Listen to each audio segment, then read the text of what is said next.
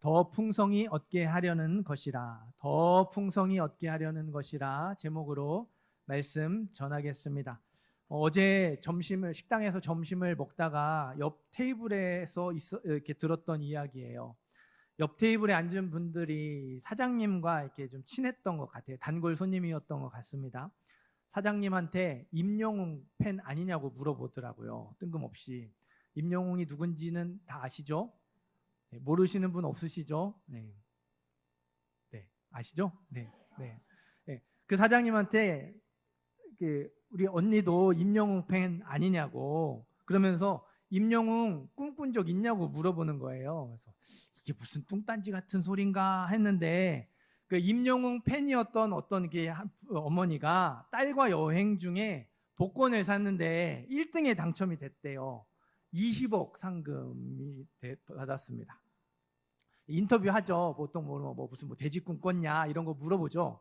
근데 이 복권에 당첨된 어머니는 최근에 임영웅과 대화하는 꿈을 꿨대요. 막 그러면서 기사도 저도 그래서 그 식당에서 들었던 이야기를 듣고 가서 찾아보니까 그 기사가 났더라고요. 그런 걸로. 그래서 임영웅이 돼지 꿈을 대체하는 이렇게 기사를 냈던데 어쨌든 이분이 사장님한테 가게 문 닫고 임영웅 꿈꾸게 해달라고 기도하라고 이게 농담하는 거죠. 우스갯소리를 하더라고요. 그 이야기를 들으면서 처음 들었던 생각은요. 누군지는 모르겠지만 참 좋겠다. 부럽다. 예, 그런 마음이 들었어요. 20억이 갑자기 순식간에 생겼잖아요. 근데 뒤이어 따라오는 생각에 제 마음이 조금 씁쓸해졌어요. 우리도 하나님께 기도하는데 믿지 않는 사람들의 기도와 우리의 기도가 별로 다를 게 없구나. 임영웅 꿈꾸게 해달라고 기도하라고 하잖아요. 복권 당첨되게 좋은 꿈 꾸라고 기도하잖아요. 그게 마치 우리가 하나님께 기도하는 모습처럼 느껴졌던 거죠. 기도하는 대상만 다를 뿐이지 기도하는 내용은 똑같아요. 비슷하죠. 오늘 말씀을 보면요, 예수님은 생명을 얻게 하고 더 풍성히 얻게 하려는 것이라고 말씀을 하셨어요. 예수님이 우리에게 풍성한 삶을 약속하셨습니다. 우리에게 풍성한 삶을 약속하셨는데 우리가 풍성한 삶을 살지 못할 때가 많죠. 그 이유가 이 사람들의 기도, 임영웅 꿈꾸게 해달라는 기도, 그런 기도와 똑같아서 그런 건 아닐까 생각이 들었어요. 오늘 말씀을 통해서 예수님이 약속하신 풍성한 삶이 무엇인지 깨닫게 되기를 원하고요. 예수 안에서 풍성한 삶을 살아가는 저와 여러분이 되기를 간절히 소망합니다. 풍성한 삶이 무엇인지를 살펴보기 전에요. 풍성한 삶이 누구 때문에 가능하게 되었는지를 살펴보아야 해요. 7절, 8절, 9절. 7절, 8절, 9절 말씀 한 번 더 읽겠습니다.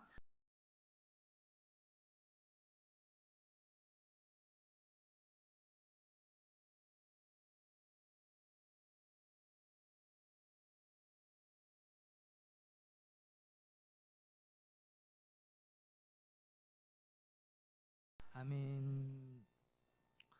기억이 나시려나 모르겠는데 지난 주일에 들었던 말씀을 이렇게 떠올리셨으면 좋겠어요. 마을 소유의 커다란 양 우리, 여러 목자들이 자기 양들을 집어넣는 우리가 있었다고 말씀을 드렸어요. 이 울타리, 양 우리에 들어갈 수 있는 방법은 두 가지가 있습니다. 하나는요, 문지기가 열어주는 문을 통해 들어가는 거고요. 또 하나는 개구멍으로 기어 들어가거나 울타리를 넘어서 들어가는 방법이겠죠. 사실 문이 아닌 다른 곳으로 들어가는 건 좋은 의도가 아니죠. 좋은 의도가 아니기 때문에 우리로 들어가는 방법이라고 할 수 없죠. 그렇다면 양 우리에 들어갈 수 있는 방법은 딱 하나예요. 문지기가 열어주는 문을 통해 들어가야 하죠. 7절에요. 나는 양의 문이라. 예수님은 자신이 양의 문이라고 말씀하셨어요. 하나님이 나의 목자이시고 내가 하나님의 양이 되어야 하는데 하나님이 나의 목자가 되시는 유일한 방법, 내가 하나님의 양이 되는 유일한 방법은 문을 통해 들어가는 것, 양의 문을 통해 들어가는 거라고 말씀하셨죠. 그분이 예수님 자신이라는 것이죠. 이러한 내용은요 9절에 더 자세하게 나와요. 내가 문이니 누구든지 나로 말미암아 들어가면 무엇을 받아요? 구원을 받는데요. 예수님은 나를 통해 들어가야 구원받는다고 말씀하셨어요. 예수 이름으로 구원받은 사람만 하나님을 나의 목자라고 부를 수 있고요. 예수 이름으로 구원받은 사람만 하나님의 양이 될 수 있습니다. 예수님의 동생 야고보, 그러니까 예수님의 제자 야고보 말고요. 예수님의 동생 야고보가 있었어요. 예수님의 동생 야고보가 우리 신약성경 야고보서를 썼고요. 예루살렘 교회의 지도자였습니다. AD 62년에 유대 총독이 죽었어요. 로마에서 새로 총독이 와야겠죠. 3개월 공백이 있었습니다. 그 사이에 종교 지도자들이 예루살렘 교회 지도자였던 야고보, 예수님의 동생 야고보를 붙잡았어요. 사형 선고를 내렸습니다. 사형 선고를 내리기 전에 마지막 집행하기 전에 마지막으로 질문을 하는 거죠. 예수가 자기를 양의 문이라고 했는데 그게 무슨 뜻인지 말해라. 그게 무슨 뜻인지 말해봐라. 예수를 부인하라고 협박하고 회유하는 것이죠. 야고보가 기다렸다는 듯이 대답했습니다. 예수님만이 우리의 구원자라는 뜻이다. 예수님이 자기를 양의 문이라고 했는데 그게 무슨 뜻이냐 물어보자 기다렸다는 듯이 예수님만이 우리의 구원자라는 뜻입니다. 고백을 했어요. 부인하지 않았어요. 화가 난 유대인들이요 야고보를 예루살렘 성전 꼭대기로 끌고 가서 아래로 던졌습니다. 높은 곳에 떨어져서 겨우 숨만 붙어 있었던 야고보를요 몽둥이로 때리고 돌로 쳐 죽였어요.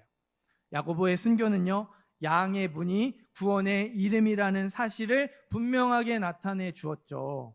다른 이로서는 구원을 받을 수 없나니 천하 사람 중에 구원을 받을 만한 다른 이름을 우리에게 주신 일이 없습니다.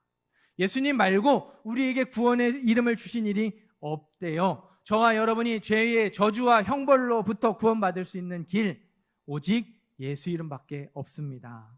우리가 하나님 앞에 나아갈 수 있는 유일한 방법은 예수님을 믿는 거예요. 우리가 기도 마칠 때마다 예수님의 이름으로 기도합니다 고백하잖아요. 주문처럼 외우는 예수님의 이름으로 기도합니다. 이게 바로 이러한 배경에서 만들어진 거예요. 저와 여러분이 하나님께 무엇이든지 기도할 수 있는 이유가 누구 때문이에요? 예수님 때문이잖아요. 유일한 구원의 이름 예수님 때문이에요. 그래서 예수님은 8절에 나보다 먼저 온 자는 절도요 강도니 나를 양의 문 구원의 이름으로 인정하지 않는 사람은 다 도둑이고 강도라고 말씀하셨어요. 예수의 이름이 아닌 다른 이름을 구원의 이름이라고 말하는 사람은 누구든지 이단이고 사입이라고 말씀하셨습니다. 도둑과 강도를 조심하시고 이단과 사입이를 경계하시기를 바라요. 다른 데서 성경 공부하시면 안 돼요. 성경을 배우고 싶으면 저에게 오십시오. 제가 기꺼이 가르쳐 드리겠습니다. 11절 12절 말씀 한 번 더 읽겠습니다. 11절 12절 말씀 읽습니다.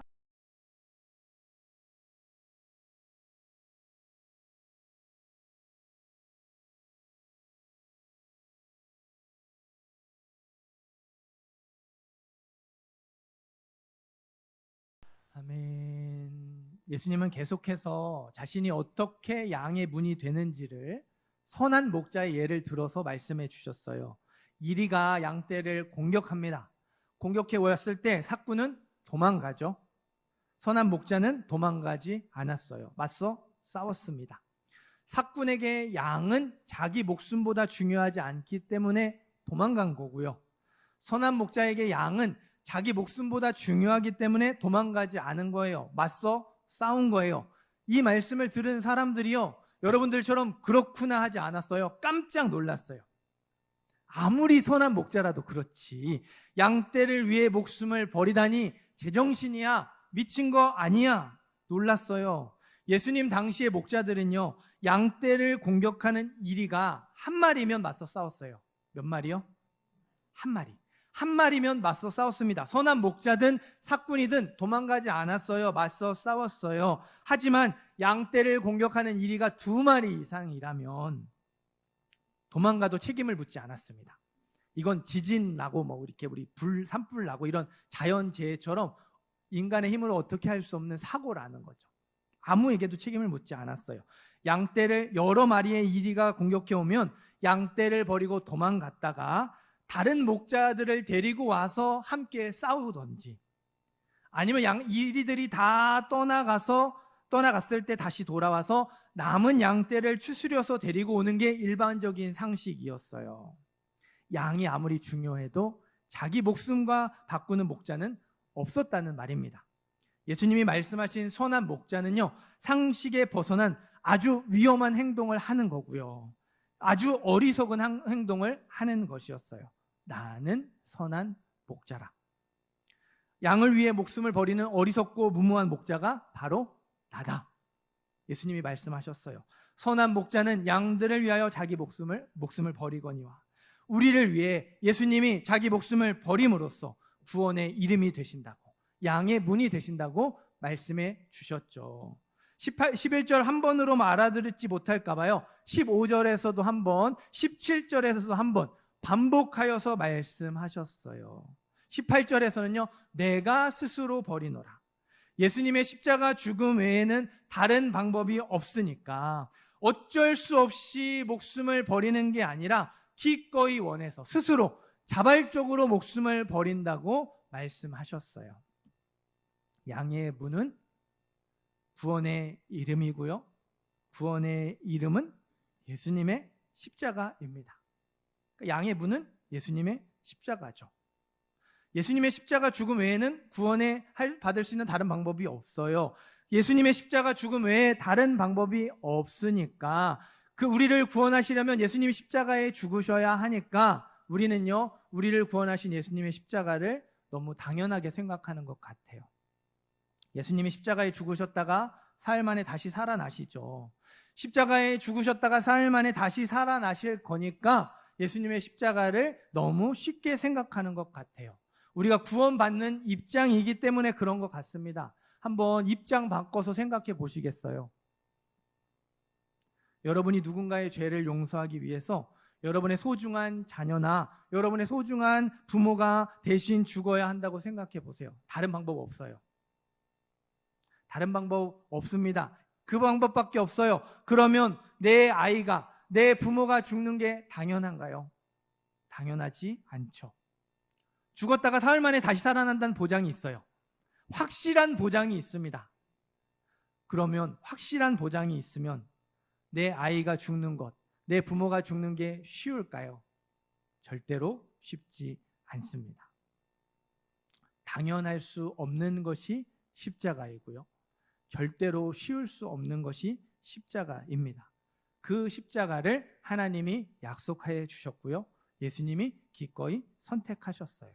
하나님은 저와 여러분을 위해 하나밖에 없는 아들을 희생하셨습니다. 예수님은 저와 여러분을 위해 스스로 목숨을 버리셨어요. 양의 문, 예수님의 십자가는요, 우리가 생각하는 것보다 훨씬 더 크고 놀라운 사랑입니다. 평생 갚아도 갚을 수 없는 사랑의 빚, 그 무엇으로도 갚을 수 없는 어마어마한 사랑의 빚이에요. 사랑하는 성도 여러분, 우리의 구원에 엄청난 희생이 있었음을 잊지 말아야 해요. 우리의 구원에 놀라운 사랑, 말로 다할 수 없는 풍성한 은혜가 있었음을 꼭 기억해야 합니다. 우리 9절과 10절 말씀 한 번 더 읽어보겠습니다. 9절, 10절 읽습니다.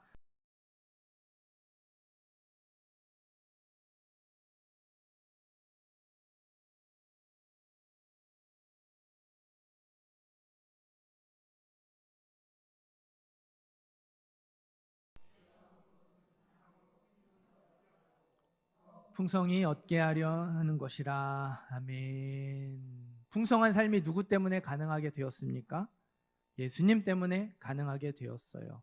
양의 문이 되시는 예수님 때문에 가능하게 되었습니다. 예수님의 십자가로 가능하게 되었어요. 우리를 위해 기꺼이 자기 목숨을 버리는 예수님의 십자가 때문에, 하나밖에 없는 아들을 희생하시는 하나님의 사랑 때문에 가능하게 되었습니다. 풍성한 삶은요, 구원받은 사람에게 자연스럽게 따라오는 거예요.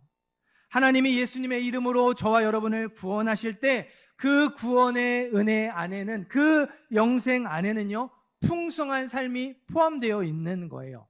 만약 하나님이 저와 여러분을 구원하신 목적이 생명을 얻는 것으로 끝난다면, 지옥 가지 않고 천국 가는 것으로 끝난다면요, 우리가 예수님을 믿은 그 즉시 우리를 천국으로 데려가셔야 해요. 그게 맞아요. 굳이 이 땅에 남겨두실 필요가 없어요. 천국 갈 수 있는데, 천국 가는 게 목적인데 괜히 구원받은 사람, 천국 갈 수 있는 사람 이 땅에 남겨뒀다가 어때요? 죄 짓고 넘어지고 실패하잖아요. 그래서 교회에 욕먹이고 하나님의 이름에 먹칠하고 하나님의 마음을 안 푸게 하잖아요. 그런 꼴 뭐하러 봐요?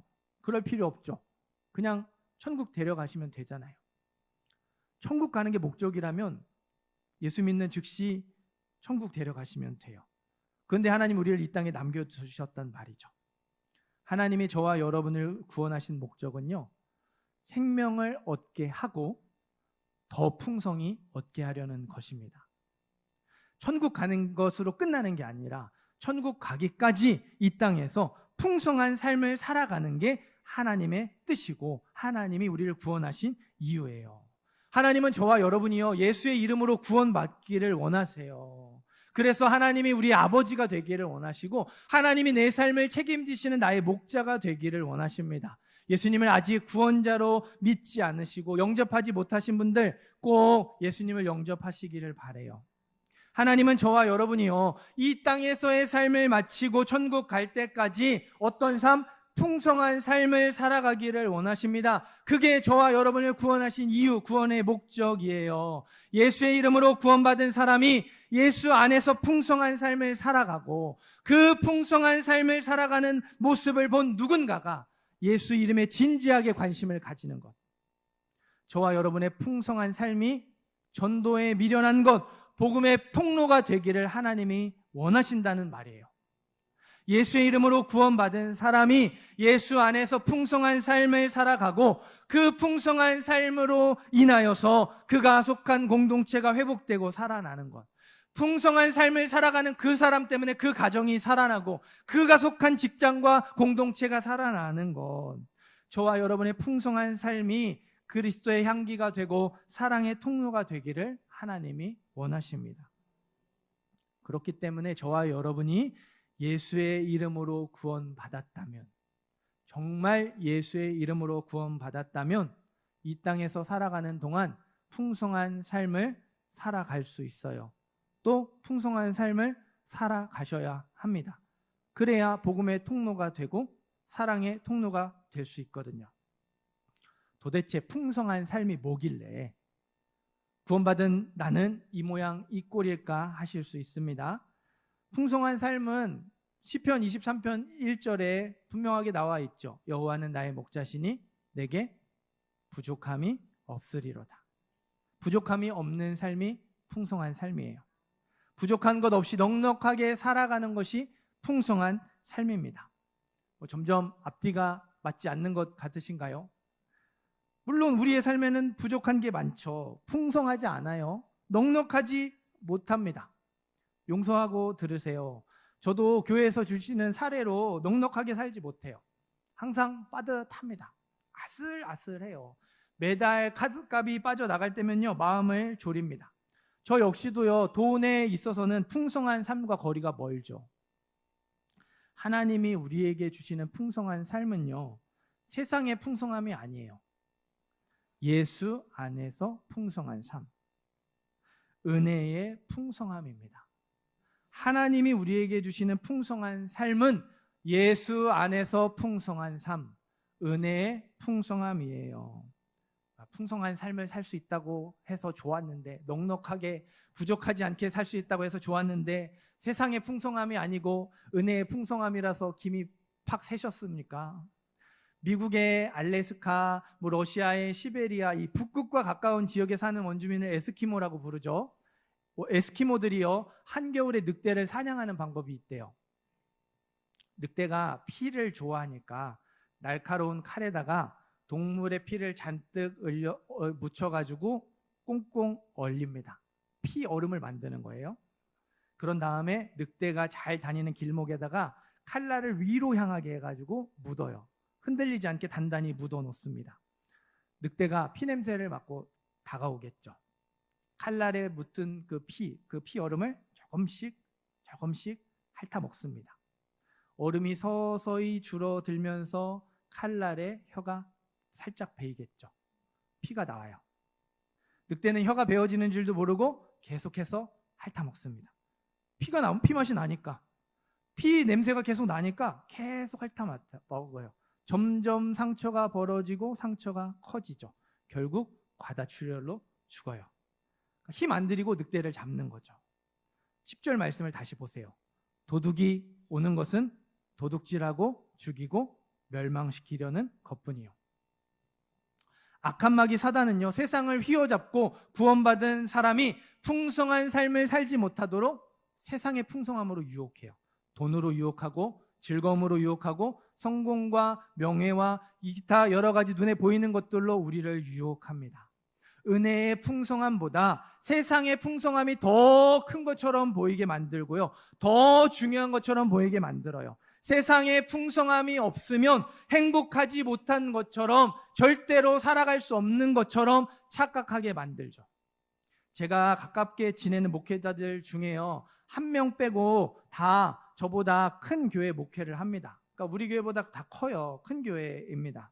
목회자들끼리 만나면 무슨 이야기 할까요? 여러분과 똑같습니다. 살아가는 이야기 해요. 교회 이야기도 하고 힘든 이야기도 하고 이런저런 이야기 합니다. 그럼 그런 이야기를 들을 때, 그래 너도 힘들구나, 너도 그것 때문에 고생하는구나, 너도 똑같구나, 그런 마음이 들어요. 동시에요, 우리 교회는 저러지 않아서 감사하고 우리 아이들은 또 그런 것들을 겪지 않아서 감사하다 마음이 또 들기도 해요. 또 한편으로는요, 그래도 너는 나보다 교회가 크잖아, 돈 없다고 힘들다 그러면, 야 그래도 너는 나보다 돈 많이 사례 많이 받잖아, 이런 시기하는 마음이 들 때도 있어요. 제가 무슨 말 하는지 아시겠어요? 교회가 크고 작은 것, 성도가 많고 적은 것, 심지어 사례가 많고 적은 것까지요, 모두 세상의 풍성함이에요. 이게 영적인 일과 관련이 되어 있어요. 그렇죠? 교회 일이니까 교회가 부흥하고 교회가 여러 가지 일들을 감당하는 건 영적인 일이지만 동시에 또한 세상의 풍성함이에요. 큰 교회만 은혜가 풍성한 게 아니거든요. 그렇잖아요. 교회가 크다고 무조건 건강하고 은혜가 풍성하게 비례하지 않아요. 세상의 풍성함이 없어도 은혜의 풍성함이 될 수 있어요. 그러니까 세상의 풍성함은요, 은혜의 풍성함이 되지 못합니다. 은혜의 풍성함으로 이러한 것들이 없음을 이겨낼 수 있어야 하는 거예요. 힘들 것, 어려운 것, 부족한 것, 걱정이 되고 염려가 되고 근심이 되는 것들을요, 은혜의 풍성함으로 이겨내셔야 해요.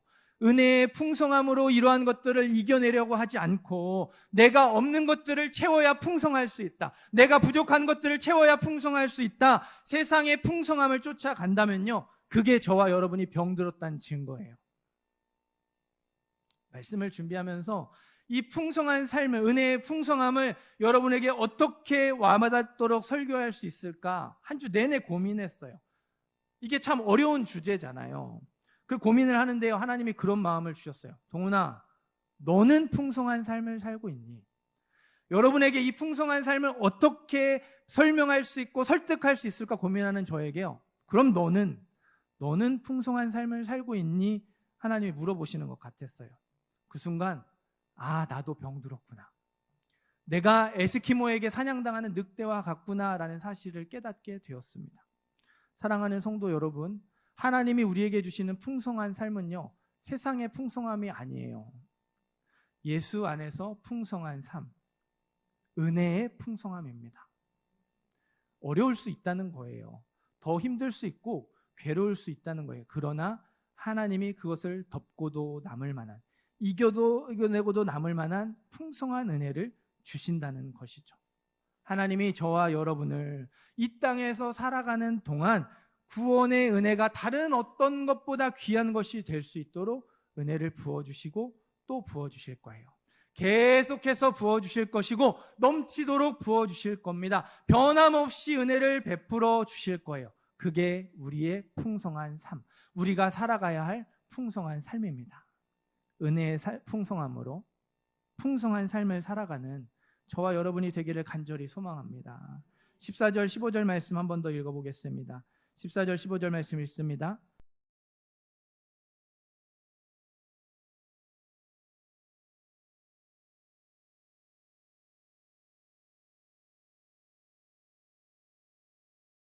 아멘. 풍성한 삶을 살기를 원하십니까? 은혜의 풍성함으로 살아가기 위해서 필요한 게 한 가지 있어요. 나는 내 양을 알고 양도 나를 아는 것이. 아버지께서 나를 아시고 내가 아버지를 아는 것 같으니 하나님을 알아야 합니다. 목자가 양에 대해서 속속들이 아는 것처럼, 양도 목자의 음성을 철석같이 알아듣는 것처럼 우리도 하나님이 어떤 분이신지를 알아야 해요. 하나님을 아는 지식이 필요합니다. 우리가 누군가를 안다고 할 때 그 사람의 정보, 나이, 나온 학교, 그 사람이 이렇게 인터넷에 올라온 프로필만 보면서 나 저 사람 잘 알아 이렇게 말하지 않잖아요. 그 사람과 함께 시간을 보내면서 그 사람이 무엇을 좋아하고 무엇을 싫어하고 그 사람에게 어떤 특징이 있었는지, 어떤 일들이 있었는지 그 사람에 대해서 속속들이 알 때 비로소 나 저 사람 잘 알아, 나랑 친해, 이렇게 말하잖아요. 친하면 친할수록 그 사람에 대해서 말할 수 있는 게 많고요. 그 사람에 대해서 아는 것이 많으면 많을수록 그 사람에 대해서 설명할 수 있는 것이 많습니다. 그 사람을 오해하지 않도록 이런 면도 있지만 저런 면도 있다고 자세하게 소개하게 되죠. 마찬가지예요. 우리도 하나님이 어떤 분이신지를 알아야 해요. 성경 말씀을 통해서 하나님이 어떤 분이신지를 지식적으로 배워야 하고요. 그 배운 말씀에 따라 순종하는 가운데 하나님을 구체적인 삶에서 경험해야 해요. 나의 인격적으로 경험해야 합니다. 성경적인 지식과 체험적인 지식 둘 다 필요해요. 둘 다 있어야 해요. 그러니까 많이 배웠다고 하나님을 아는 것이 아닙니다. 예전에 하나님을 꽤 많이 경험하고 이런저런 사건이 있었다고 하나님을 다 알고 있는 게 아니에요. 우리의 평생토록 하나님이 이런 분이신지 알았는데 이런 부분들도 있었고 이런 모습도 있었고 이런 면도 있었구나. 내가 하나님을 잘 모르고 있었네. 내가 하나님을 오해하고 있었네. 내가 하나님을 잘못 생각하고 있었네. 하나님에 대한 오해가 이해로 바뀌어지는 순간이 계속해서 생겨나야 돼요. 예전에 한두 번 있는 걸로 끝나는 게 아니라 끊임없이 계속해서 하나님을 알고 경험해야 합니다. 그게 하나님을 온전히 알아가는 거예요. 나는 하나님을 얼마나 알고 있는가? 나는 계속해서 하나님을 알아가고 있는가? 나는 지금도 하나님에 대한 오해가 이해로 바뀌어져 가고 있는가? 저와 여러분의 모습을 돌아보시기를 바랍니다. 우리가 왜 풍성한 삶을 살지 못할까요? 힘들고 어렵고 부족한 것을 은혜의 풍성함으로 이겨내지 못하기 때문이죠. 그러면 그 은혜가 우리 안에 왜 풍성하지 못할까요? 하나님을 그만큼 알지 못하기 때문입니다. 그러면 이 질문이 진짜 중요해요. 왜 우리는 그만큼 하나님을 알지 못할까요? 그만큼 하나님을 알고 싶은 마음이 없거든요. 우리 안에 하나님에 대한 관심이 없어요. 세상의 풍성함에 대해서는 관심이 많은데요. 세상의 부족함을 채우는 것에 대해서는 관심이 아주 많은데요. 은혜의 풍성함에 대해서는 관심이 없어요. 하나님이 어떤 분이신지 알아가는 것에 대해서는 관심이 없다는 거예요. 여러분이 신앙생활 열심히 안 한다는 말이 아닙니다. 여러분이 이렇게 예배 나오시죠. 말씀도 보고 기도도 하시고 나름대로 믿음으로 살아가려고 노력하실 거예요. 그러나 여러분의 관심사가 어디에 있어요? 어디에 있습니까? 우리가 하나님을 그만큼 알지 못하고 그 은혜가 우리 안에 그만큼 커지지 못하는 건요, 우리 마음에 그만한 관심이 없는 것이죠. 다른 데 우리의 관심이 있는 거예요. 자녀가 잘 되는 것에, 내가 먹고 사는 것에, 내가 여러 가지 근심과 걱정되는 것에 온통 관심을 두니까 하나님을 관심을 둘 시간도 없고 둘 마음의 공간도 없어요. 마음이 없고 관심이 없으니까 그만큼 하나님을 찾지 않고 하나님을 알아가려고 노력하지 않는 것이죠. 이 자리에 있으면서도 기대하지 않고 은혜를 사모하지 않는 거예요. 하나님에게 관심을 가지시고 그 은혜가 얼마나 풍성하신지를 우리에게 마음에 담아둘 수 있었으면 좋겠습니다. 하나님을 알아가는 마음, 하나님을 더 알기 원하는 마음이 저와 여러분의 안에서 무럭무럭 자라나게 되기를 간절히 소망합니다. 찬송가 384장 1절의 후렴 가사를 설명하는 것으로 말씀을 마무리하겠습니다. 제가 384장 이 찬송가 1절 가사가 이렇게 제 마음에 목사이지만 어렵다고 그랬죠. 무슨 일을 만나든지 만사형통하리라. 만사형통하리라. 2번이나 반복해서 너무너무 힘들다고 불편하다고 예전에 말씀드렸어요. 우리의 삶이 만사형통하지 않잖아요. 근데 이 찬송가 우리나라 사람이 쓴 찬송가가 아니죠. 외국 사람이 만든 찬송가입니다. 그럼 원래 가사는 한국말일까요? 영어일까요? 영어이죠. 그러니까 우리가 한국말만 보면서, 저도 이 한국말 가사만 보면서 이 가사가 만사형통이 불편했던 거예요. 영어의 가사를요, 제가 그대로 이렇게 번역을 해드리면요, 왜냐하면 나는 압니다. 나에게 무슨 일이 닥치든지 예수님이 모든 것을 잘 인도해 주실 거거든요. 그러니까 무슨 일을 만나든지 만사형통 다 잘 된다는 뜻이 아니라 로마서 8장 28절 말씀 있잖아요. 우리의 모든 것에 합력하여 선을 이루느니라. 하나님이 사랑하시는 자, 곧 그 뜻대로 부르심을 입은 자들에게 모든 것이 합력하여 선을 이루느니라. 이거를 가사로 만든 거예요.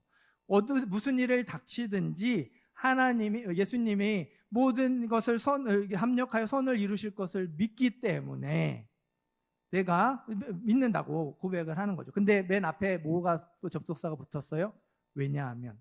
그럼 그 앞에 가사가 중요하다는 말이죠. 그 앞에 가사가 뭡니까? 믿음으로 사는 자는 하늘 위로 받겠네. 그러니까 은혜가의 풍성함이 우리가 어떤 일을 닥치든지 그걸 이겨낼 수 있도록, 지나가게 할 수 있도록, 견뎌낼 수 있게 할 수 있도록, 그래서 합력하여 선을 이룰 수 있도록 인도하실 것이기 때문에 무슨 일이 다가오든지 겁려하지 않는다라는 거죠. 우리에게 절망하게 만드는 일 많이 있습니다. 포기하게 만드는 일 많죠. 살지 못하게 만드는 일도 있습니다. 그럼에도 불구하고 절망하지 않는 것, 은혜의 풍성함이 있을 때 가능하겠죠. 그럼에도 불구하고 포기하지 않는 것, 그럼에도 불구하고 죽지 않고 살아가는 것, 은혜의 풍성함을 경험하면 그렇게 될 수 있습니다. 그리고 그 모습을 볼 때 믿지 않는 사람들이 저 사람은 어떻게 저렇게 살아갈 수 있을까? 저 사람은 도대체 뭐가 있길래 저렇게 살아갈 수 있을까? 남들은 저것 갖고 못 산다고 하는데, 저것 갖고 망했다고 하고, 저렇게 살면 안 된다고 하는데 어떻게 저 사람들은 저렇게 살아갈 수 있을까? 이상하게 여기죠. 그게 복음의 통로가 되는 것이고, 그게 여러분 안에 주시는 그 감사, 그럼에도 불구하고 감사와 평안과 기쁨이 여러분 주위의 사람들을 살리게 만드는 거예요. 그게 풍성한 삶, 하나님이 저와 여러분에게 약속하신 은혜의 풍성함입니다. 힘드신가요? 풍성한 은혜를 간구하시기를 바라요. 그 힘든 걸 이겨낼 수 있는 은혜가 우리에게 있습니다. 간구하면 주실 줄 믿습니다. 허락해 주실 줄 믿습니다. 그 은혜로 이 한 주를 살아가고 풍성한 삶을 살아가는 우리 모든 예배자들, 모든 성도님들 되시기를 주님의 이름으로 축원합니다.